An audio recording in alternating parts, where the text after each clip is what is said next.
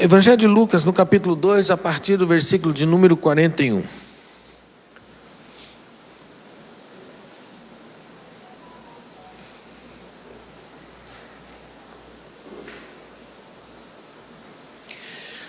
Amém?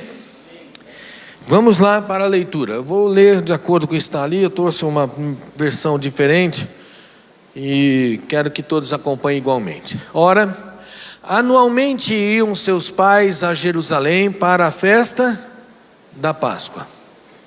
Quando ele atingiu os 12 anos, subiram a Jerusalém segundo o costume da festa. Terminado os dias da festa, ao regressarem, permaneceu o menino Jesus em Jerusalém, sem que seus pais o soubessem. Pensando, porém, estar ele entre os companheiros de viagem, foram o caminho de um dia, e então passaram a procurá-lo entre os parentes e os conhecidos. E não tendo encontrado, voltaram a Jerusalém à sua procura. 3 dias depois o acharam no templo, assentado no meio dos doutores, ouvindo-os e o interrogando-os. E todos os que ouviam, muito se admiravam da sua inteligência e das suas respostas. Logo que seus pais ouviram, ficaram maravilhados, e sua mãe lhe disse: Filho, por que fizestes assim conosco? Teu pai e eu, aflitos, estamos à tua procura. E ele lhes respondeu: Por que me procuráveis? Não sabeis que me cumpria estar na casa de meu pai? Não compreenderam, porém, as palavras que lhe dissera. Acabou aí, Marcelo? Acabou a ideia, tu. E desceu com eles para Nazaré, e eram-lhe submissos. Sua mãe, porém, guardava todas essas coisas no coração. E crescia Jesus em sabedoria, estatura e graça diante de Deus e diante dos homens. Pai, a tua palavra foi lida, e nesta noite, ó Deus, em especial na Páscoa, nós queremos, ó Deus, tributar a Ele a nossa honra, o nosso louvor, a glória que é devida ao seu nome. Queremos, Senhor, que mais um pouco da tua palavra repartida nessa noite possa ser compreendida por cada um que está presente neste lugar. Nós oramos que o teu Santo Espírito possa trazer revelação e unção de conhecimento a todos que aqui estão presentes e os que estão nos ouvindo. Nós pedimos a Deus isso em nome de Jesus. Amém. Essa é uma Páscoa que Jesus vai participar. Ele tem 12 anos, seu ministério ainda não começou, mas ele já está no propósito de cuidar das coisas do seu Pai. Ele sabe qual é a missão, ele sabe qual é o propósito da sua vinda, e ele faz isso com muito cuidado, zelo e amor. Os pais de Jesus, eles têm uma certa, quem sabe, noção do que é Jesus, de quem é Jesus, mas 12 anos ainda Jesus não fez nada que pudesse mostrar que ele é o Filho de Deus. Lembra que José, quando recebeu a notícia de que Maria estava grávida, logo pensou em deixá-la. Foi o anjo que apareceu a José e disse: não faça isso, porque o que está nela, no ventre de Maria, é gerado pelo Espírito Santo de Deus. Ele será o Filho de Deus, o Messias prometido, e ele virá para a restauração e a remissão de Israel. Então, de lá para cá, não se tem muita notícia de que Jesus andou fazendo a sua obra, o seu ministério. Não fez. Se comportou como um menino, obediente, dedicado, que fazia as suas tarefas, que cumpria com as suas obrigações. E eu fico pensando, irmãos, que assim como Jesus dentro da sua casa, é como os nossos filhos dentro da nossa. Se nada acontecer fora do normal, é comum. Nós sabemos a hora de deitar, a hora de levantar, nós sabemos o que comer, o que ele gosta, o que ele não gosta, a hora do banho, a hora de estudar. Nós sabemos como colocar os nossos filhos para habitualmente fazer as suas tarefas diárias sem nos surpreender. Se nada de normal acontecer, nós vamos passar com isso ou por isso com muita tranquilidade. As mães têm mais experiência, sabem detectar as mudanças de fase. Eu estou com o Arthur lá em casa, a hora ele fala grosso, a hora ele fala fino, eu não sei, agora é uma transição de fase, né? E a gente vai entendendo que isso faz parte da idade da criança. É natural, nós já passamos por isso, e por isso podemos entender isso perfeitamente. Mas o que vem chamar a atenção é que esse convívio com Jesus dentro de casa faz aparecer muito comum, muito normal, muito natural. E eles estão acostumados a anualmente descer para uma festa que é costume, é hábito. E esse é o problema da gente ter um relacionamento com Jesus. É de viver um relacionamento de costume e hábito, é viver alguma rotina que não nos acrescenta mais nada, simplesmente fazemos porque nós já estamos acostumados que é assim que se faz. Domingo é dia do quê? De ir na igreja. Quando eu venho na igreja, eu já sei a liturgia do culto, eu já sei, nós vamos cantar louvores, agora a Michele vai subir, vai dar uma palavra, a Michele vai descer, canta mais um louvor, o pastor Carlos vai vir, vai dar aviso, vai pedir o dízimo, aí nós cantamos mais um louvor, vamos sentar, vamos ouvir a ministração, daqui a pouco, graças a Deus, para alguns vai acabar.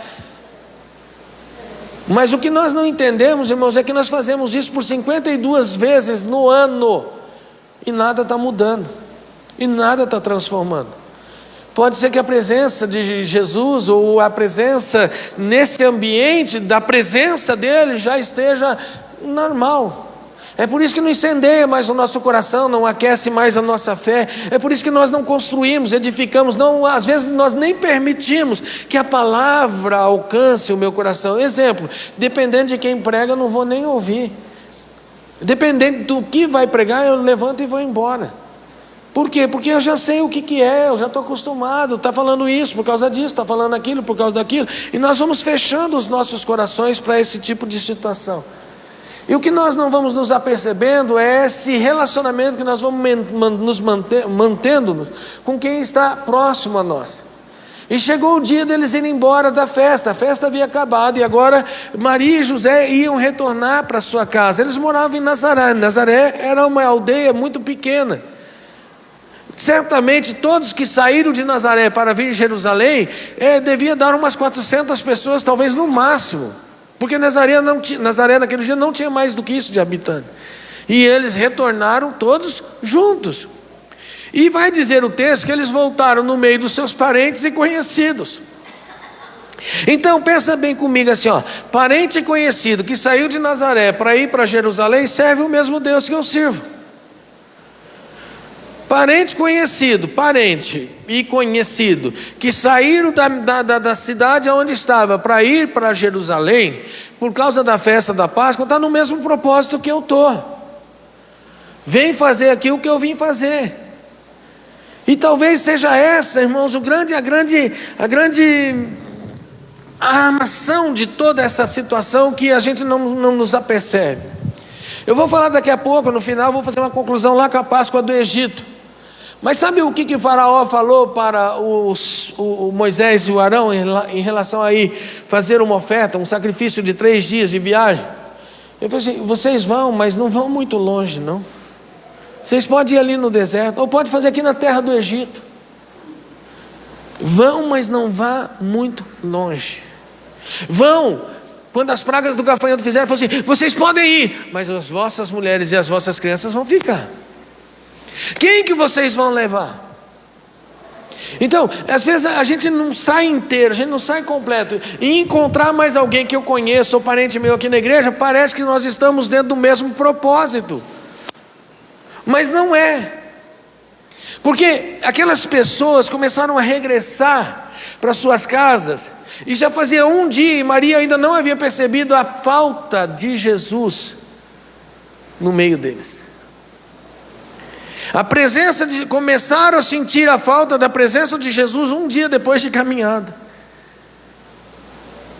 E aí começaram a procurar aonde? Aonde foram procurar Jesus? No meio dos parentes e do conhecido. Só que ninguém sabia. E esse que talvez seja a sacada, irmãos. Nós estamos nos encontrando com pessoas próximas ou congregando em lugares que temos amigos e conhecidos e achamos que estamos servindo ao mesmo propósito, mas de repente o que está do seu lado está tão perdido quanto você. Está tão perdido, está tão deslocado, não está percebendo a falta. E essa é uma Páscoa da restauração da presença. Percebe que não tem aqui, irmãos, não está falando de passagem, não está falando de alguém que vai morrer e ressuscitar, mas está dizendo que essa festa da Páscoa, aquilo que aconteceu de extraordinário, é que enquanto lembravam-se do sacrifício, enquanto lembravam daquilo que aconteceu lá no Antigo Testamento, algo diferente estava acontecendo naqueles dias da Páscoa, e era a restauração da presença. Então, olha o que vai acontecer. Maria e José despedem-se dos seus amigos e parentes e vão procurar Jesus até encontrá-lo. E quando ela encontra Jesus, depois de 3 dias o achando no templo, vai dizer o texto que a mãe Maria chegou para Jesus e disse: filho, eu e o teu pai estávamos aflitos à tua procura.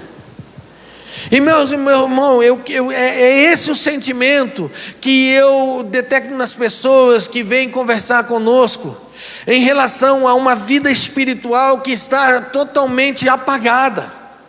É um sentimento de aflição. Em algum momento da vida deles, eles deixaram Cristo em algum lugar e não estão encontrando.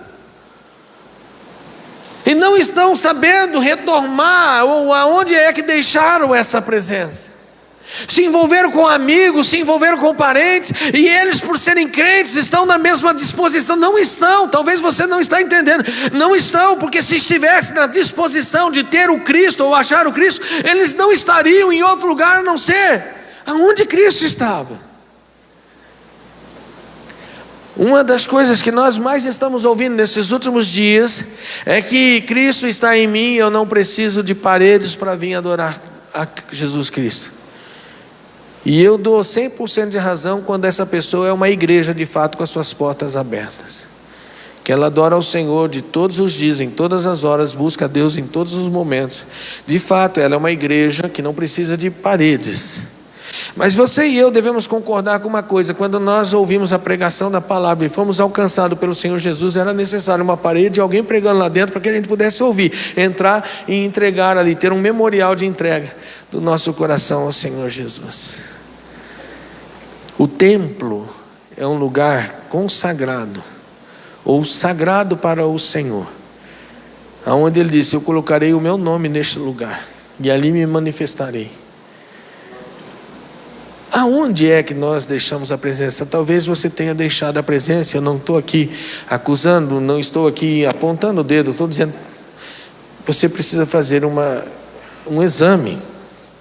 Se talvez essa Páscoa não seja um motivo da restauração da presença dEle, aonde nós vamos sondar quem anda conosco, ou quem está andando conosco, se de fato está no mesmo propósito, na mesma direção, na mesma vocação de que eu e a minha casa estamos.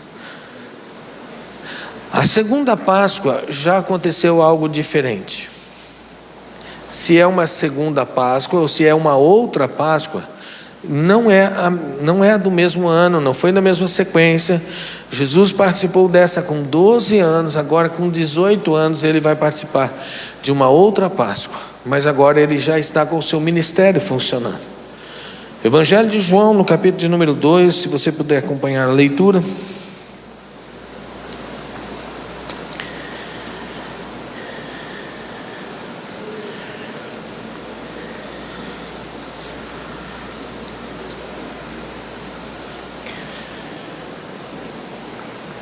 Evangelho de João 2,13. E essa é a Páscoa da purificação.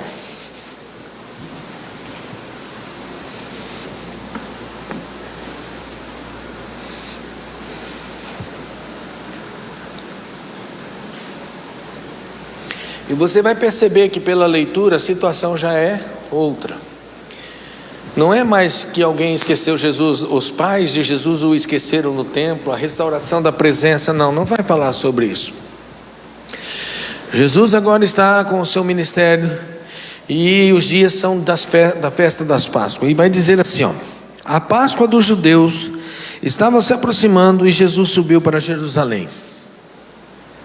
E encontrou no templo os que vendiam bois, ovelhas, pombos e também os cambistas assentados. Tendo feito um azorrague de cordas, expulsou todos do templo, bem como as ovelhas, os bois, derramou pelo chão o dinheiro dos cambistas, virou a mesa.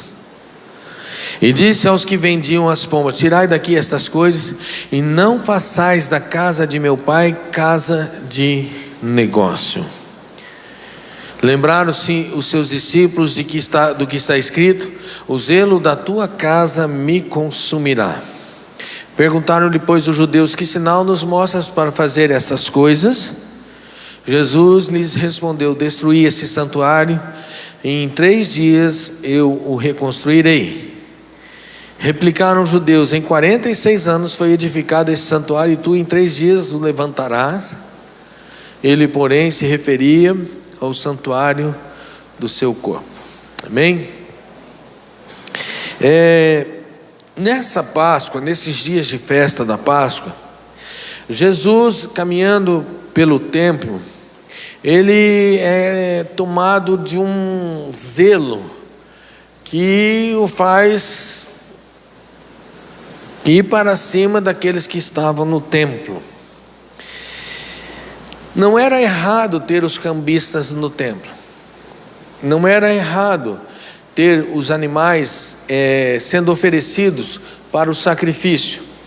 Aliás, lá em Levítico, Números, iriam se dizer a esse respeito: quando você escolher um lugar para lhe trazer a sua oferta, e o lugar em que você escolher for longe, for distante, então você deve vender o animal ou pegar o dinheiro do animal que você iria sacrificar para trazer. E por ser longa a caminhada, talvez o animal não ia chegar, iria morrer pelo caminho. Você traz o dinheiro e aonde você escolheu o lugar para sacrificar, então você compra o animal e você pode sacrificar o animal que ali está sendo oferecido. Os animais que eram oferecidos no templo, eles tinham que seguir aquilo que Deus recomendava na sua palavra. As pombas, o cordeiro, eles tinham todos um critério para ser colocados ali. E lógico, aquilo começou a ser muito propagado, porque aumentou o número de judeus que agora vinham para Jerusalém passar a festa. E eles estavam vendo isso como algo promissor. Não mais como aquele que cumpria uma oferta de estar pagando pelo seu pecado o sacrifício mediante o animal que estava sendo oferecido, mas como enriquecendo-se a base dessa situação. E o que começou a acontecer é que, em vez de eles colocarem os animais nos lugares que eram devidos para colocar e ficar na parte do templo, no átrio de fora, onde era especificado para eles ficarem, não, eles começaram a trazer para mais perto do templo, e mais perto do templo, e aquilo foi entrando para dentro do santuário, e aí o comércio já estava estabelecido dentro da casa de Deus. Eu vejo, irmãos, eu faço uma leitura de acordo com alguns pastores que ouço e converso em relação a essa pandemia que nós estamos vivendo. Quando lá em fevereiro, acho que foi em fevereiro do ano passado, começou a pandemia, começou na China, a gente não achava que essas coisas iam nos alcançar. Aqui ficou bem devagar no início, mas eu estava no mês de março comemorando meus 25 anos de casado na Ilha Bela, lá em São Paulo, litoral do Guarujá, de Santos, daquela região. E não estava, a internet não pegava onde nós estávamos, e também televisão nós não ligávamos. E quando a gente conseguia um sinal de internet, aí as mensagens estavam carregadas. E eu comecei a receber muitas mensagens dizendo de um tal de lockdown, que estava para acontecer, porque a pandemia tinha chegado no Brasil, já estava em São Paulo, já estava em Londrina, e as coisas estavam tomando uma proporção que todos estavam ficando desesperados. À noite daquele dia que eu abri a mensagem no celular, nós fomos a um lugar, uma praça, bem assim, na beira da praia mesmo ali de Ilhabela, comer um pastel, porque foi um lugar que a gente achou ali, fizemos uma refeição e gostamos, então nós voltamos ali para comer uma refeição à noite. E o comentário da banca de pastel ali foi o seguinte: Ilhabela amanhã vai fechar. Quem entrou, entrou. Quem saiu, saiu. Quem saiu não entra. E quem entrou não sai. Amanhã às 5 horas a balsa vai fechar. Eu tinha programado a minha estada lá em Ilhabela por mais 2 dias e antecipei. Voltei antes daquilo que estava previsto, porque eu não queria ficar lá em Ilhabela e não sei por quanto tempo eles estavam falando sobre essas coisas. Mas a notícia foi de que no mundo inteiro haveria um lockdown. Logo depois disso veio a Páscoa. E a Páscoa foi uma Páscoa profética. Se você se lembrar, se esforçar um pouquinho, você vai lembrar que foi uma Páscoa bíblica. Todos no mundo inteiro passaram dentro das suas casas. E todas as igrejas no mundo inteiro, elas foram fechadas. Não podiam mais ter o culto presencial no mundo inteiro. Parece que todos receberam uma mesma ordem no mesmo dia. E eu me lembro que aqui em Londrina acho que foi 7 dias. Nós ficamos exatamente 7 dias dentro de casa. Eu andava aqui na Madre Leônia Milito, não tinha um cisco, não tinha carro na rua, em plena segunda-feira, 2 horas da tarde. Então foi assim uma situação bem diferente. Mas o que nós comentávamos é que o Senhor, Deus, havia fechado a igreja, nós pensando com os nossos pensamentos, a igreja do mundo inteiro. Não ficou uma placa de igreja na qual nós pudéssemos falar assim: nossa, a igreja tal está aberta, Deus não fechou, lá pode. Mas o mundo inteiro parece que levou uma peneirada. E o que eu vejo na leitura desse texto é o Senhor colocando em ordem a sua casa. Ele estava dizendo que no templo não é lugar de comércio. E o que nós estávamos vivendo até antes da pandemia? Meu irmão, eu me assustei a última vez que eu convidei um pastor para vir pregar na igreja. O preço que ele cobrou para trazer aqui uma palavra. Eu fiquei impressionado.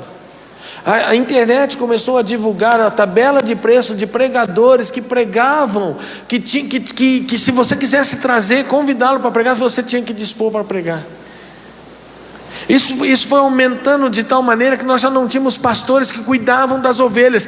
Nós tínhamos pregadores itinerantes que gostavam de andar em igreja, pregando o evangelho, pregando a palavra. E eu não estou reclamando que eles não sejam merecedores das ofertas que recebem ou que são dadas, mas nunca colocando um valor para que pudesse fazer essas coisas.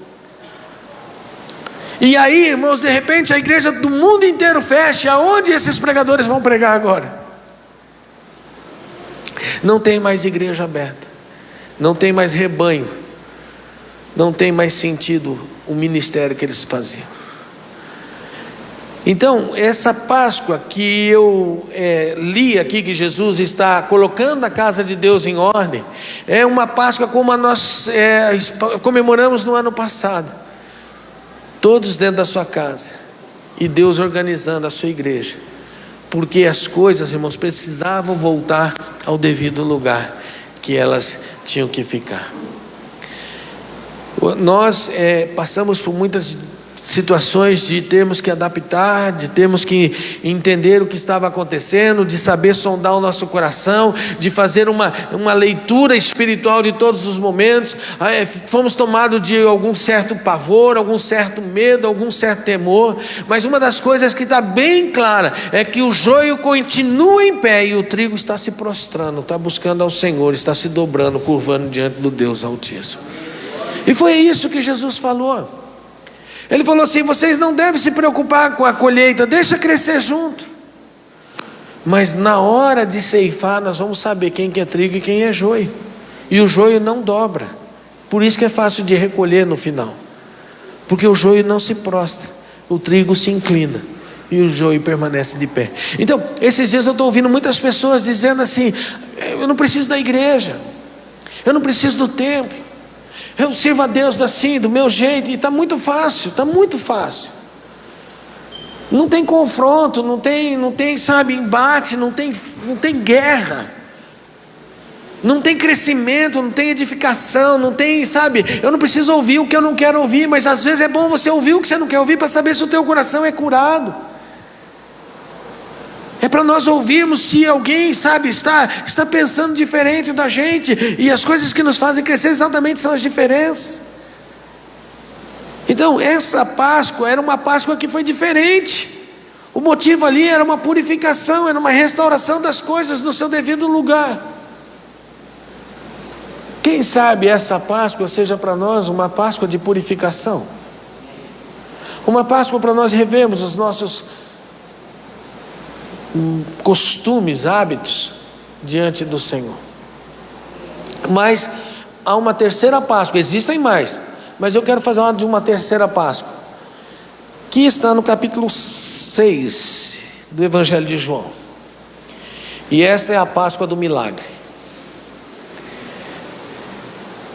Capítulo 6 do Evangelho de João.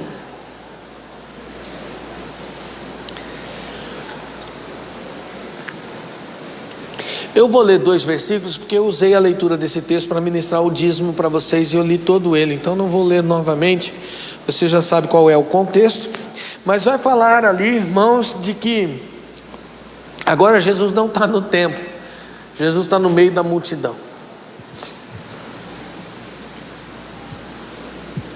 O versículo 4 do capítulo 6 vai dizer: ora, a Páscoa, uma da festa dos judeus, estava próxima. E lá no versículo de número 14, vai estar escrito assim: então, vendo aqueles homens o sinal que Jesus havia realizado, disseram: este verdadeiramente é o profeta que devia vir ao mundo. A multiplicação é a multiplicação dos pães. O judeu comemorava a Páscoa e comemora até hoje, alguns comemoram até hoje desta forma. Eu não vou falar como um expert, porque eu não sou. O que eu vou entregar para vocês, eu procuro fontes seguras para poder trazer isso para você. Então, quem me ensinou sobre essas coisas foram 2 pessoas. Um é um professor da PUC, de cultura judaica, e outro é uma pastora que também liciona cultura judaica. Ou seja, são 2 pessoas que são conhecedoras da cultura judaica, e o que estão falando fizeram sentido. Então, vou repassar isso para vocês desta forma. Mas na Páscoa, e eu já preguei muitas vezes sobre isso, há 3 pães que são colocados na mesa, 5 cálices e as ervas amargas. Essas ervas amargas representam as pragas, elas são comidas junto com o pão, também são colocadas gotas do suco de uva ou do vinho nessas ervas. Todas essas coisas têm um propósito. Nós vamos celebrar uma Páscoa dessa forma, quase que nós fizemos uma Páscoa hoje, com o cordeiro sendo servido junto com o pão. Talvez faremos no Pentecoste, não foi tempo hábil para nós mexermos sobre isso, mas havia na mesa do judeu na Páscoa 3 pães: o pão de Abraão, o pão de Isaac e o pão de Jacó. O pão do meio é o aficomã, eles cortam pela metade.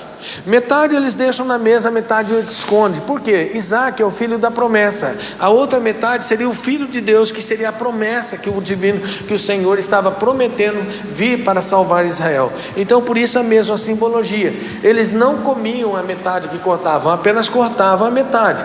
Mas o pão de Abraão e o pão de Jacó comiam. E havia um cálice também, que era o cálice de Elias, que eles também não tocavam. Sempre servia na mesa, mas não tocavam. Agora Jesus está vindo para a festa da Páscoa. Eram os dias da festa da Páscoa. E o que vai acontecer? Jesus vai fazer um milagre. Jesus ali vai fazer algo extraordinário. Por quê? Porque os templos lá em Jerusalém são de muita dificuldade. Não se acha alimento, é escassez, é uma opressão. Os publicanos estão cobrando altos impostos. Os de Roma também cobram um imposto exagerado, de maneira, irmãos, que o que eles recebem quase não dá para sustento. Basta ver que você faz uma reunião, vai uma multidão e eles não levam de comer, e nem tinham dinheiro para poder suprir aquilo que eles precisavam comer. Então era de escassez, era de dificuldade. E o Senhor Jesus, nos dias da festa da Páscoa, vai fazer algo que tem um propósito de se revelar àquelas pessoas que estão ali. Então ela é uma Páscoa do milagre, ela é uma Páscoa da revelação. Ela já é um propósito diferente da primeira Páscoa que nós vimos que era da presença, e da segunda Páscoa que nós vimos que era da purificação. Agora Jesus estava no meio do povo, daqueles que tinham necessidade, daqueles que não eram alcançados, era como se fossem os gentios. Era Páscoa para quem não era participante do templo, para quem não era participante das doutrinas, dos segmentos políticos e religiosos. E Jesus está no meio da multidão, e depois de um dia lá pregando, 2 dias pregando, 3 dias, a multidão não vai embora, e ele fala para Filipe: Filipe, o que nós vamos fazer para acudir todo esse povo e não mandar eles embora com fome, porque eles vão desfalecer no caminho? E Felipe vai dizer: olha, Jesus, nem 200 denários de dinheiro seria suficiente para nós comprarmos pães para todas essas pessoas que estão presentes. Para eles receber um pequeno pedaço de pão não seria suficiente. Então Jesus pega e fala: vai ver então o que tem, quem trouxe alguma coisa, procura aí. Mas você acha, Jesus está falando isso porque sabe que vai encontrar. Jesus nunca vai nos mandar procurar algo que nós não vamos encontrar. Creia nisso. Tem alguém que crê nisso? Amém? Sempre que Jesus te deu alguma coisa, te deu uma informação, te deu uma direção, creia nisso, você vai encontrar. Porque Jesus não gosta de brincar com ninguém, de fazer ninguém de bobo. Tudo que Jesus fala tem propósito, tudo que está na palavra do Senhor tem propósito. Deus está dizendo coisas aqui nessa noite com propósito. E aí então, eles aparecem com 5 pães, 2 peixinhos. Então, Jesus fala assim: ó, senta todo mundo, reparte eles em grupo, porque este é o momento que eu vou me revelar a eles. E Jesus então vai partir o pão, repartir, e vai fazer um milagre no meio deles, aonde a escassez seria agora substituída por uma abundância. Seria agora algo que eles não estavam acostumados. Alguém veio, se importou conosco e fez muito mais do que nós estávamos pedindo ou pensando. E eu sei, irmãos, que isso era uma realidade dentro do coração daquelas pessoas, porque no dia seguinte eles voltaram no mesmo lugar, no propósito de comer o pão que Jesus havia servido. E Jesus ainda fala: vocês não voltaram aqui por causa da paz, vocês voltaram porque vocês comeram o pão e vocês saciaram a fome de vocês. Então, meu querido, o que a gente vê é que se você não tem nada, se esse foi um ano de pandemia que arrasou com as suas finanças, com os teus sonhos, com os teus projetos, essa é uma Páscoa para você trazer o que sobrou. É para você depositar diante do Senhor a tua falta, a tua necessidade. Porque o Senhor nesta noite irá fazer um milagre por meio da sua Páscoa.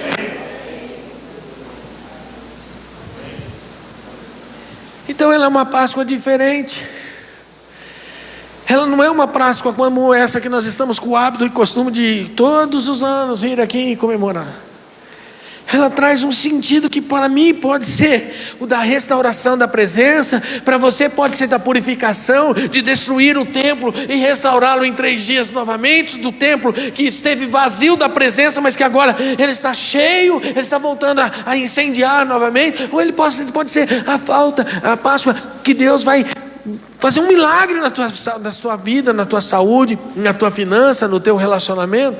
Eu não sei qual é a área que você está tendo falta, mas essa é a noite da Páscoa do milagre para alguns aqui.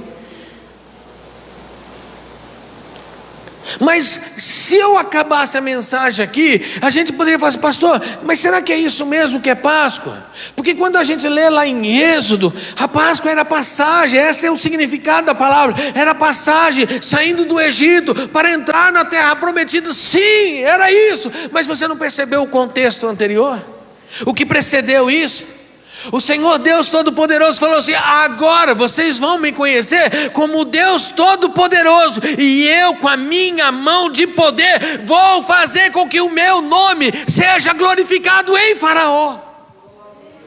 E aí começou a vir as pragas, e Deus endurecendo o coração de Faraó, e Deus endurecendo o coração de Faraó. Mas olha só, irmãos, o que é que nós precisamos aprender com todas essas coisas quando nós comemoramos a Páscoa? O Senhor estava para fazer a Páscoa. Na 10ª praga, Ele já sabia que ia estabelecer ali por memorial a Páscoa. Quando Ele vai pedir a morte dos primogênitos, Ele vai falar: vocês separem um cordeiro, ele tem que ter 1 ano, será macho, vocês devem ser sem defeito, e molhe ele para o tanto de pessoas que vai estar dentro da casa. Pega o sangue, faz lá a pintura no umbral da casa, deixa a marca do sinal do sangue na sua casa, porque quando o anjo da morte passar, ele não vai entrar, ele vai pular a sua casa. Deus sabia que ele ia fazer isso na 10ª praga, mas ele quis mostrar o que antecedia. E quando antecedia, meu irmão, é aqui que eu quero que você entenda o propósito do Senhor. Faraó tentou negociar, Deus endurecendo para Faraó, mostrando o seu poder e a sua autoridade, e o povo de Israel com Moisés firme no que Deus havia prometido. Então, quando eu estou lá no capítulo 8 de Êxodo, eu vou ver lá escrito assim: então Faraó falou, na praga das moscas: vocês devem ir, mas não vão muito longe, e já que vocês vão, orem por mim. Irmãos, esse é o tipo de proposta que muitos estão aceitando. Que eu vou, sabe, essa vida com Deus não precisa de uma vida assim tão fanática, não, pode ser só de leve, sabe, devagarzinho. Uma coisa assim à distância, sabe, que eu fique aqui, mas eu também fique aqui. Ou seja, eu fico com os meus parentes e amigos que estão junto comigo, e nós estamos junto com Deus, e é festa, então onde 2 ou 3 estão reunidos, está tudo uma beleza aqui. Aí Deus foi mandando mais praga, e agora o que eu percebo? Satanás quer fragmentar a família. E ele vai falar o quê? Ok, vocês vão. Agora são as pragas das úlceras, são as pragas do gafanhoto. E os encantadores do Egito chamam Faraó e falam assim: olha, é o dedo de Deus, é a mão do Senhor de Israel que está sobre essas coisas, nós não vamos prevalecer. Você não está vendo que o Egito está destruído? Então Faraó vai falar assim: quem é que vai? Quem vai? Quem que vai sair para o sacrifício? Aí Moisés vai falar assim: ó, vai os homens, vai as mulheres, vai os filhos, vai as filhas, vai o gado, vai o rebanho, vai todo mundo. Ah, mas as mulheres e as crianças, não, você falou que era só os homens, por que as mulheres, vocês estão mal intencionados, vocês estão com vontade de ir e não voltar? Então sabe o que ele quer? Fragmentar a família. Vai alguns, outros ficam. Vai vocês, mas o rebanho fica. Vai vocês, mas a finança fica. Vai vocês, mas os filhos vão ficar. Irmãos, o que Deus fez é por inteiro, não é para fragmentar. O que Deus fez na cruz do Calvário é a plenitude do poder, é a totalidade, não é parcial.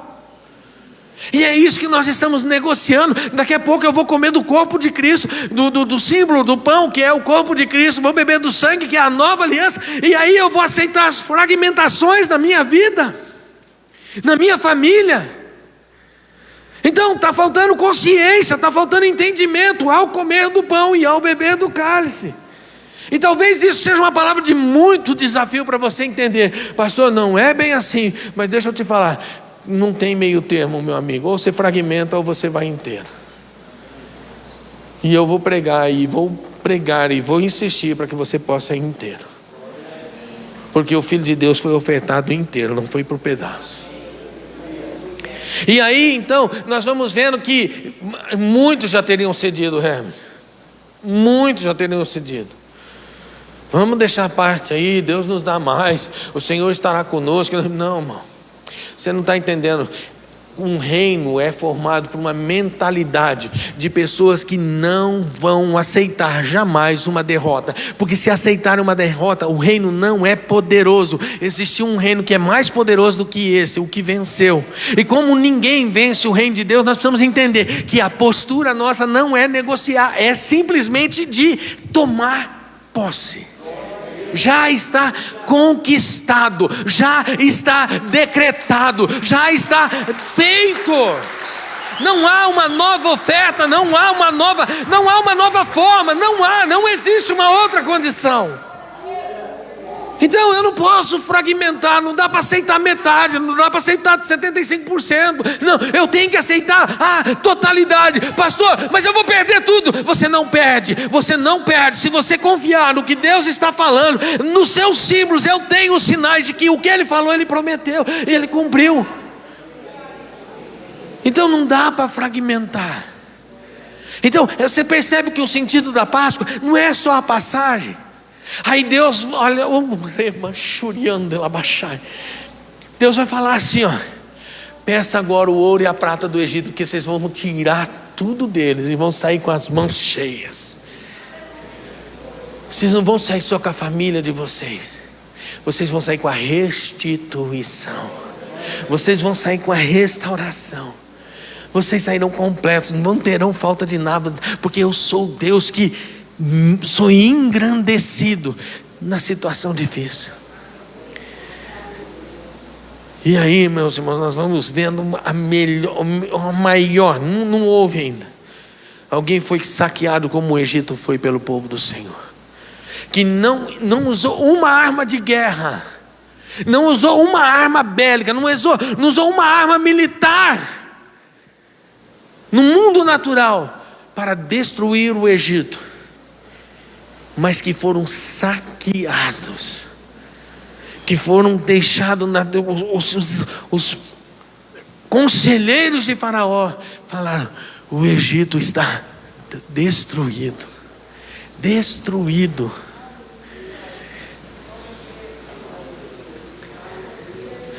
E os demônios, que eram os exércitos de Faraó, eles foram derrotados nas profundezas das águas. E quando lá foram derrotados, lá ficaram aprisionados. Porque demônio não morre, mas eles podem ser aprisionados. E água aprisiona demônio. Água separa você deles. Nós vamos falar mais nisso no Imersão das Águas. Aí eu vou para Coríntios e encerro aqui.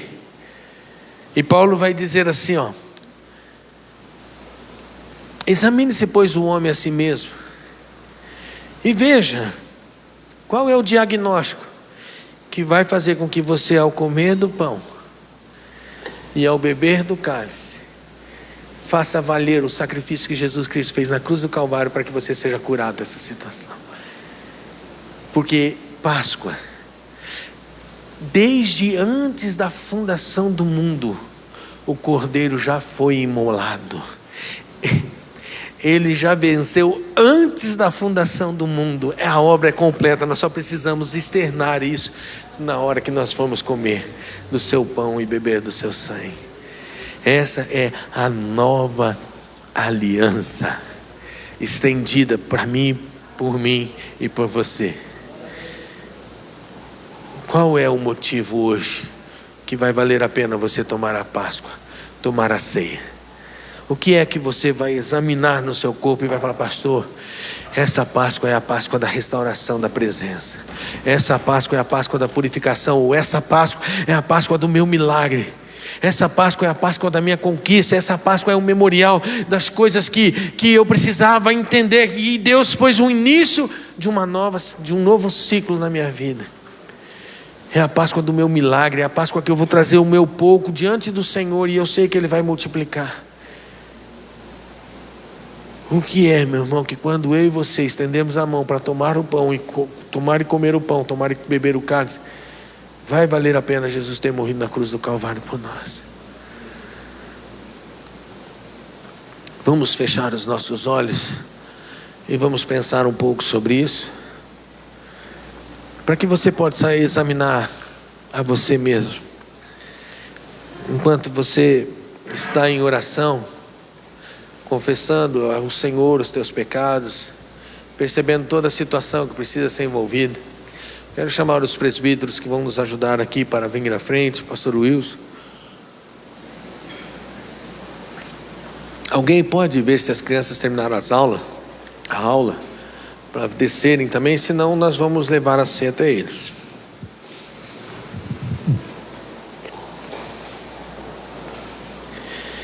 Não se disperse, permaneça teu coração conectado com o Senhor,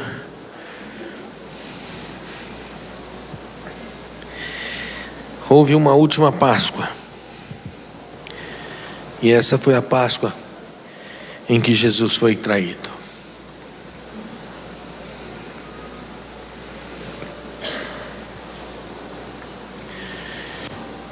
E vai dizer o texto que na noite em que o Senhor foi traído, ele pegou o pão. E o pão que ele pegou era o pão que ninguém tocava. Era a metade de Isaac. Era o aficomã. E ele vai dizer: este é o meu corpo, que é dado em favor de vós. No meu corpo serão atraídos os pecados de todo aquele que crê, do mundo inteiro. E todas as vezes que você for participar agora, você deve fazer um memorial. Você deve fazer isso em memória de mim. Não era mais a memória da passagem, mas era a nova aliança que ele estava fazendo no seu corpo e no seu sangue, nos permitindo alcançar as coisas que nós jamais iríamos alcançar, mas que em Cristo Jesus essas vitórias foram nos ofertadas. Por isso eu não posso desmerecer. Por isso, irmãos, eu quero falar mais uma vez uma coisa para você: volte a queimar o fogo de Deus no seu coração. Permita o Espírito do Senhor incendiar novamente o teu coração. Permita-se. Resolva fazer isso. Não espere nada de extraordinário. Você vai comer o pão, você vai sentir o gosto desse fragmento, mas você precisa desejar no teu coração que esse fragmento possa trazer para você todos os benefícios que Cristo Jesus conquistou na cruz do Calvário. Quando você beber do cálice, irmãos, meu pai ontem tomou vacina, eu vi muitas pessoas ali de idade tomando a vacina, e eles estavam dizendo: agora eu estou imune. Não, porque pode ser que você não morra de Covid, mas tem outras coisas que estão te cercando, e o sangue de Jesus te protege de todas elas. Então, quando você tomar esse cálice, você deve dizer assim: este cálice vai trazer saúde para o meu corpo e vai me libertar de todo mal e males que possam haver.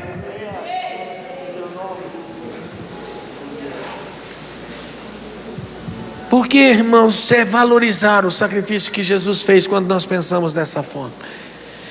É trazer a Ele a honra e a glória que é devida ao seu nome.